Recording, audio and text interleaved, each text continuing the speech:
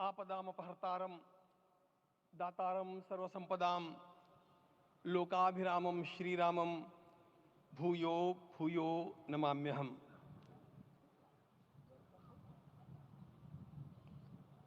आज अंतःकरण अत्यंत उल्लास से, समाधान से और कृतज्ञता से भरा हुआ है। हमारा संपूर्ण राष्ट्र और पूरा विश्व भी आज भगवान श्री राम की प्रतिष्ठा से आलोकित होने का पर्व आरंभ हो चुका है। यह केवल एक मंदिर में एक मूर्ति की प्रतिष्ठा नहीं है, यह इस देश की अस्मिता, इस देश का स्वाभिमान और इस देश का आत्मविश्वास, इसकी प्रतीक्षा है। 500 वर्षों की प्रतीक्षा के पश्चात यह संभव हो सका। इसके जो अनेक कारण हैं, उनके ऊपर तो आलोक हमारे सारे सम्माननीय अभ्यागत डालेंगे ही। मैं केवल एक काम के लिए यहां पर खड़ा हूं, छोटा सा काम। कारण तो अनेक होते हैं, लेकिन अनेक कारण मिलते मिलते आखिर वे एक विशिष्ट स्तर तक पहुंच जाते हैं और उस स्तर पर कोई महापुरुष हम लोगों को उपलब्ध होता है और उस विभूति के कारण युग परिवर्तित हो जाता है। इस प्रकार का परिवर्तन लाने के लिए अपने जीवन को साधना पड़ता है और इस प्रकार जीवन साधने वाले हमारे इस देश की परंपरा के अनेक महान रत्नों में आज हम लोगों को समय की आवश्यकता, युग की आवश्यकता, सनातन के अंतःकरण की आवश्यकता के रूप में हमारे सम्माननीय प्रधानमंत्री जी प्राप्त हुए हैं।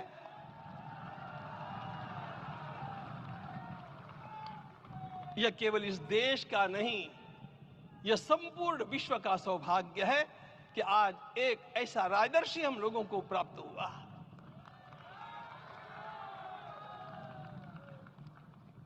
आपके मंगल हाथों से आज प्रतिष्ठा होने की बात थी, वह स्वाभाविक भी था, वो होना ही था मित्रों।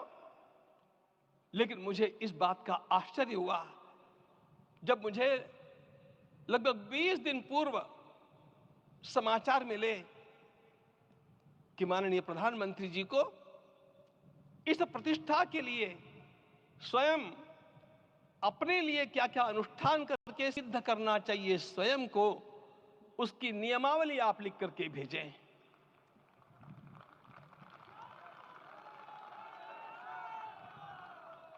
जिस प्रकार का हमारे देश का राजनीतिक माहौल है, कोई भी आकर के किसी भी समय कुछ भी कर्म करके चला जाता है, वो उद्घाटन हो, चाहे पौधारोपण हो, चाहे कुछ भी हो, लेकिन उसके लिए मैं अपने को सिद्ध करूं, इस प्रकार की भावना कहां होती है?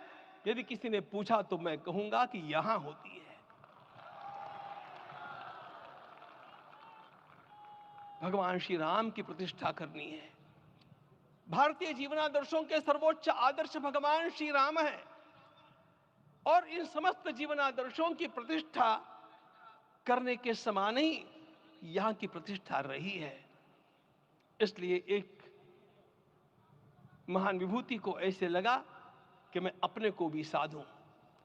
मैं कर्मणा मनसा वाचा, कर्म से, मन से और वाणी से अपने को उसके लिए शुद्ध बनाऊं, सिद्ध बनाऊं, और उसका मार्ग तप ही है। भगवद गीता ने कहा, यज्ञ दान तप कर्म न त्याज्यम कार्यमेव तत्।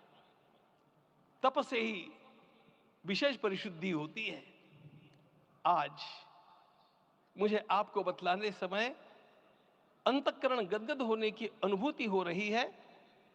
मैंने तो कहा था, हम लोगों ने महापुरुषों से परामर्श करके लिखा था, आपको केवल 3 दिन का उपवास करना है। आपने 11 दिन का संपूर्ण उपोषण किया। हमने 11 दिन एक भुक्त रहने के लिए कहा था, उन्होंने अन्न का ही त्याग कर दिया। महाभारत में कहा गया है अनशन ये सबसे बड़ा तप है, अनशन। और उसको उनके जीवन में साकार होते हुए मैंने केवल देखा नहीं, मैं थोड़ा तार्किक हूं। आपकी परम पूजनीय माता जी से मिलकर के मैंने उसको रिकन्फर्म भी किया था कि आपका ये अभ्यास 40 वर्षों का है। ऐसा तपस्वी कोई राष्ट्रीय नेता प्राप्त होना यह सामान्य बात नहीं है। वे इन दिनों में हमने कहा था कि आपको विदेश प्रवास नहीं करना चाहिए, क्योंकि सांसर्गिक दोष भी आते हैं। विदेश प्रवास टाल दिया सांसर्गिक देशों के इस दोषों की संभावना के कारण, लेकिन दिव्य देशों का प्रवास ऐसा किया। नासिक से आरंभ किया, गुरुवायूर गए, श्रीरंगम गए, रामेश्वरम गए। इन सारे स्थानों पर जाकर के वहां के परमाणुओं को लेकर के और पूरी भारत माता के हर कोनों में जाकर के मानो वे निमंत्रण दे रहे थे कि आइए दिव्य आत्माओं, अयोध्या पधारिए और हमारे राष्ट्र को महान बनाने के लिए आशीर्वाद दीजिए।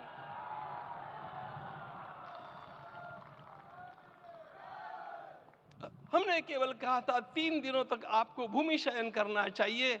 11 दिनों से आप भूमि शयन कर रहे हैं। इस कड़कड़ाती ठंड में इस प्रकार का शयन करना, मित्रों, ब्रह्मा जी ने सृष्टि को निर्माण किया। उस समय उन्होंने एक शब्द को सुना था। भारत की संस्कृति का सबसे मूल शब्द है तप, तप इति। हमारे पूज्य गुरुदेव के गुरुदेव परम गुरु कहा करते थे, कांची के परमाचार्य जी महाराज, तपश्चर। मैं जब भी उनसे मिलता था वे कहते थे तपश्चर। आज तप की कमी हो गई है और उस तप को हमने साकार आप में देखा। मुझे इस परंपरा को देखते हुए केवल एक राजा याद आता है जिसमें यह सब कुछ था, और उस राजा का नाम छत्रपति शिवाजी महाराज। छत्रपति शिवाजी महाराज। मित्रों, लोगों को पता नहीं है शायद, वे स्वयं जब मल्लिकार्जुन के दर्शन के लिए श्रीशैलम के ऊपर गए, 3 दिन का उपवास किया, 3 दिन शिव मंदिर में रहे, और महाराज ने कहा कि मुझे राज्य नहीं करना है, मुझे संन्यास लेना है, मैं शिव जी की आराधना के लिए जन्मा हूं, मुझे संन्यास लेना है, मुझे वापस मत ले जाइए। इतिहास का वो बड़ा विलक्षण प्रसंग है।